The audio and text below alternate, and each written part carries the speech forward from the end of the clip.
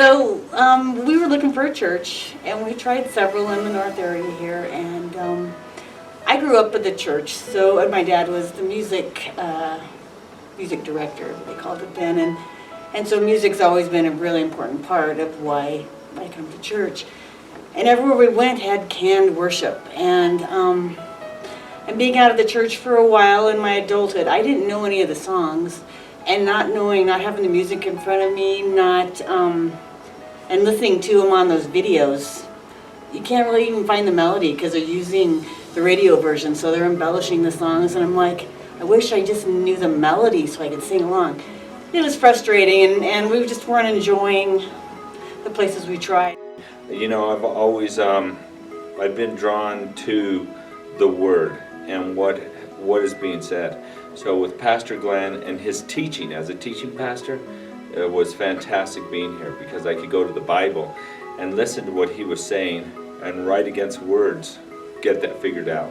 So, but the message, I think, is what really drew us in, and we kept coming back for the message, and the people were just so, they went out of their way just to make friends, to make you feel welcome, and made you feel like you were important.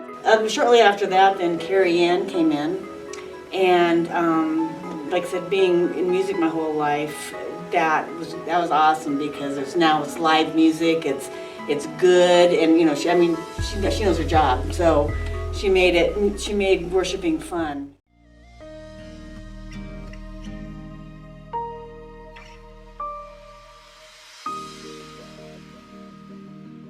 So when the aneurysm happened, I basically had no idea.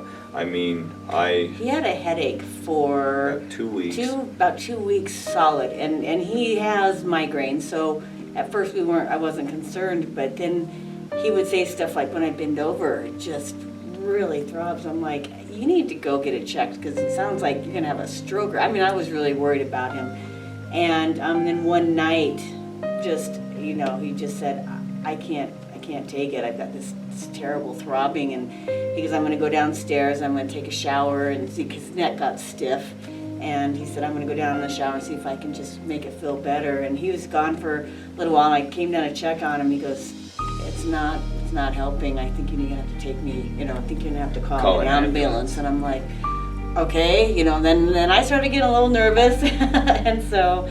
But then he goes, I go, well, do you want me to call an ambulance or me to take you to the doctor? And he said, just take me in. And I took him, but I was panicking the whole way. I'm like, something's terribly wrong.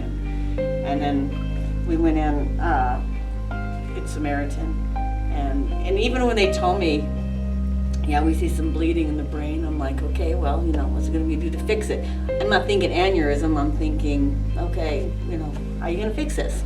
And then they sat me down and told me how serious it really was.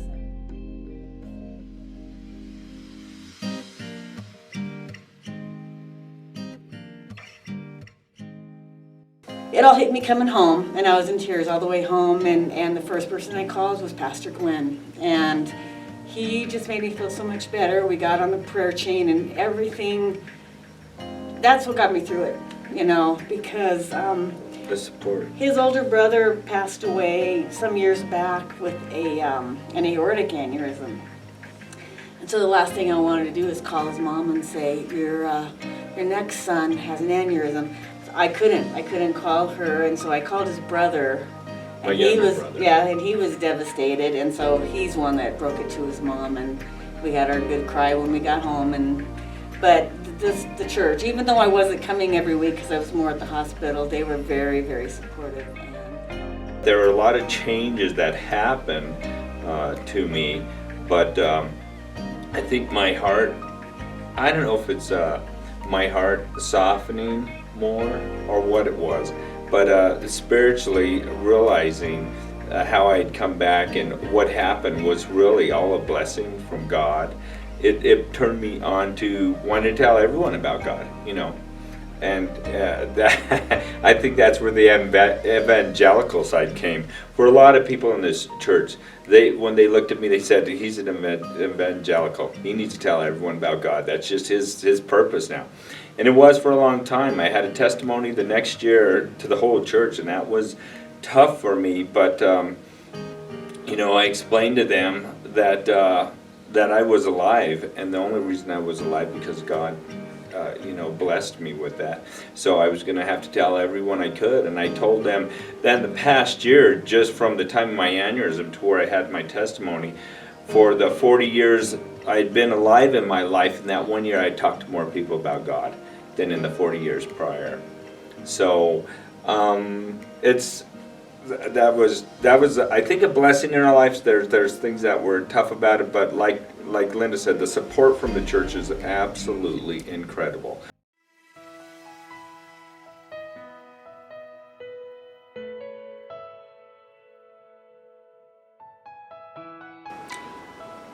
That life is not guaranteed. We had been married 1 year when that happened, just barely a year.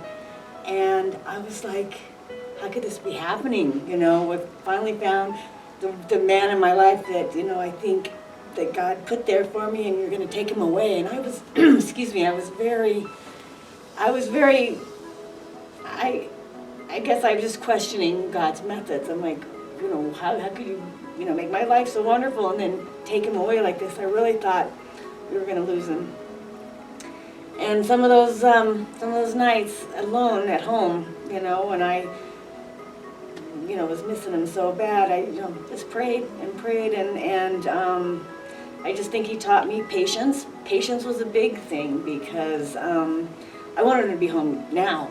And every time we talk to somebody, this usually takes a couple weeks for this, and then he's in rehab for maybe 4 to 6 weeks. I'm like, how can this be? I want him back home now. And so patience was a big deal. But again, life is not guaranteed, and I think if it makes you want to live your life more for him, because you don't know how much time you have, and you don't want to waste a lot of time doing things that you shouldn't be doing.